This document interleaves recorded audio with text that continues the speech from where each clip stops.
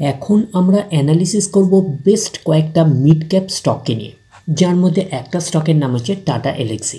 তো কোম্পানিটা হচ্ছে আইটি সেক্টরের একটা অন্যতম কোম্পানি। তো কোম্পানিটা এখন ট্রেড করছে 6,658 টাকায় এখন ট্রেড করছে। আমরা যদি চলে যাই কোম্পানিটার মার্কেট ক্যাপিটালাইজ হচ্ছে অ্যাপ্রক্স বলতে পারেন 42,000 কোটি টাকার মার্কেট ক্যাপিটালাইজ। অর্থাৎ এই কোম্পানিটাকে আমরা মিড ক্যাপ টাইপের কোম্পানি হিসাবে কনসিডার করতেই পারি। এবং আমরা কোম্পানিটার যদি পিই রেশিও দেখি 50.78 হচ্ছে পিই রেশিও। এবং আমরা যদি চলি এই কোম্পানিটার হচ্ছে 52 উইক হাই, কোম্পানিটার 52 উইক হাই হচ্ছে 9,200 টাকা হচ্ছে 52 উইক হাই, এবং কোম্পানিটার হচ্ছে 52 উইক লো হচ্ছে 6,286 টাকা হচ্ছে 52 উইক লো। তো কোম্পানিটার একদিনের যদি পারফরমেন্সে যাই 1.5% মতন নেগেটিভ রিটার্ন জেনারেট করেছে একদিনে। 5 দিনের পারফরমেন্স করেছে একটা ফ্ল্যাটিস টাইপের পারফরমেন্স করেছে 5 দিনে। 1 মাসের পারফরমেন্স দিয়েছে 5.5% মতন নেগেটিভ রিটার্ন জেনারেট করেছে 1 মাসে। 6 মাসের পারফরমেন্স দিয়েছে কত 4% মতন নেগেটিভ রিটার্ন জেনারেট করেছে 6 মাসে। 1 জানুয়ারি থেকে পারফরমেন্স করেছে 24% মতন নেগেটিভ রিটার্ন জেনারেট করেছে 1 জানুয়ারি থেকে। আমরা যদি চলে যাই 1 বছরে, তো 1 বছরে পারফরমেন্স করেছে কত 21% মতন নেগেটিভ রিটার্ন জেনারেট করেছে 1 বছরে। তো ন্যাচারাল ব্যাপার, আমরা জানি যে শর্ট টার্মে সেভাবে ওয়েলথ ক্রিয়েট হয় না স্টক মার্কেট থেকে। যত লং খেলবেন স্টক মার্কেটে তত হচ্ছে ওয়েলথ ক্রিয়েট হয়। তো এখন দেখার বিষয় কোম্পানিটা কি লং টার্মে ভালো পারফরমেন্স করেছে, লং টার্মে কি শেয়ার হোল্ডারদের ওয়েলথ ক্রিয়েট করে দিয়েছে, সেটাই কিন্তু এখন আমাদের দেখার বিষয়। তাহলে আমরা চলে যাচ্ছি কোম্পানিটার 5 বছরের চার্ট প্যাটার্নে। তো 5 বছরের পারফরমেন্স করেছে 725%-এর মতন পজিটিভ রিটার্ন জেনারেট করেছে 5 বছরে। 100% মানে ইনভেস্টমেন্ট ডাবল। তো ইনভেস্টমেন্টকে আমরা এইটুকুনি বলতে পারি 8 গুণের কিন্তু অনেকটাই বেশি করে দিয়েছে 5 বছরে। তো 5 বছরে কিন্তু হিউজ ওয়েলথ ক্রিয়েট করে দিয়েছে শেয়ার হোল্ডারদের, আমরা এইটুকুনি বলতেই পারি। এইবারে আমরা চলে যাব কোম্পানিটার ম্যাক্সিমাম চার্ট প্যাটার্নে।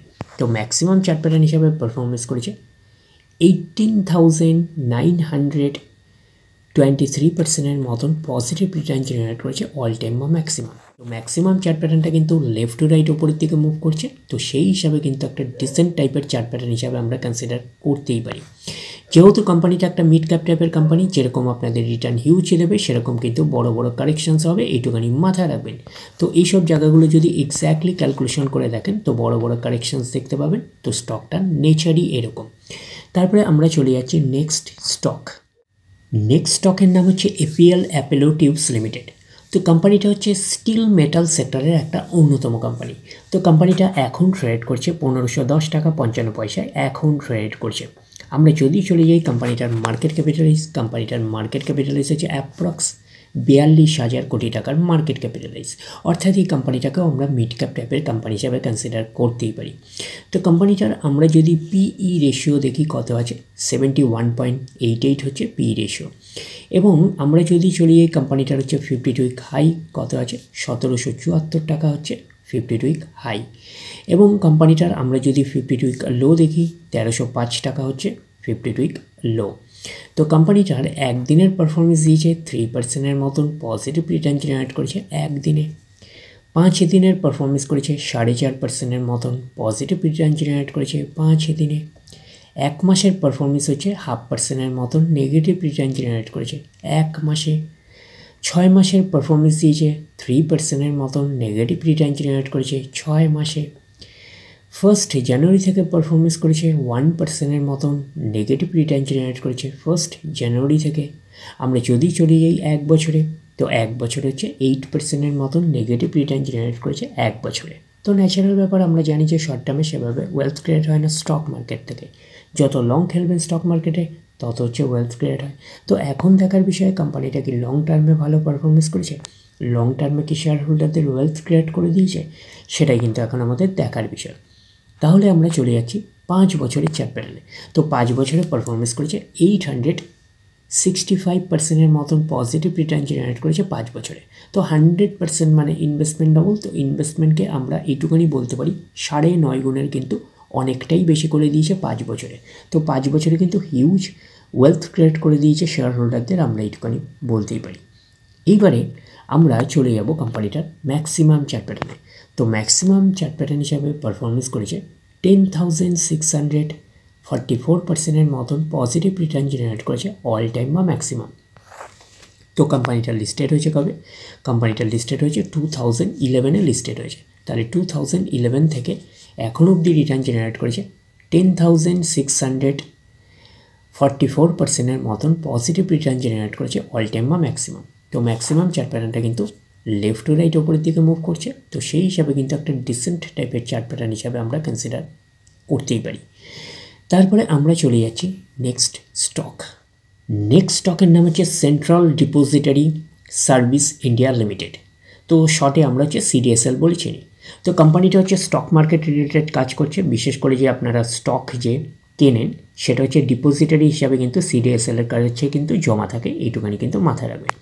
তো কোম্পানিটা এখন ট্রেড করছে 1644 টাকায় এখন ট্রেড করছে। আমরা যদি চলে যাই কোম্পানিটার মার্কেট ক্যাপিটালিস হচ্ছে অ্যাপ্রক্স 34,000 কোটি টাকার মার্কেট ক্যাপিটালিস।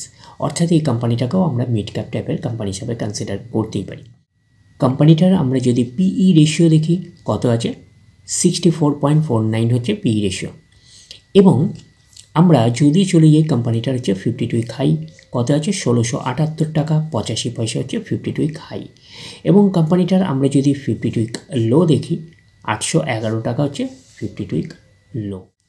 এইবারে আমরা চলে যাচ্ছি কোম্পানিটার হচ্ছে পারফরমেন্স হিসাবে। তাহলে কী পাচ্ছি আমরা যদি একদিনের পারফরমেন্সে যাই 3%-এর মতন পজিটিভ রিটার্ন জেনারেট করেছে একদিনে।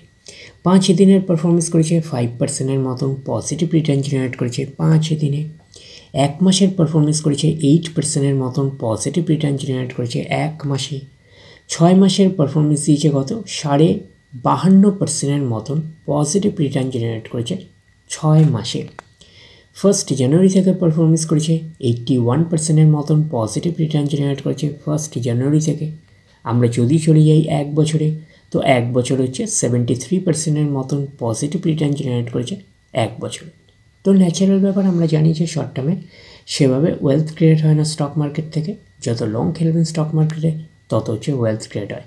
বাট এই কোম্পানিটা কিন্তু শর্ট টার্মে অর্থাৎ 1 বছরে কিন্তু একটা ডিসেন্ট টাইপের পারফরমেন্স করেছে। আমরা এইটুখানি বলতে পারি 73%-এর মতন পজিটিভ রিটার্ন জেনারেট করেছে 1 বছরে অর্থাৎ শর্ট টার্মে।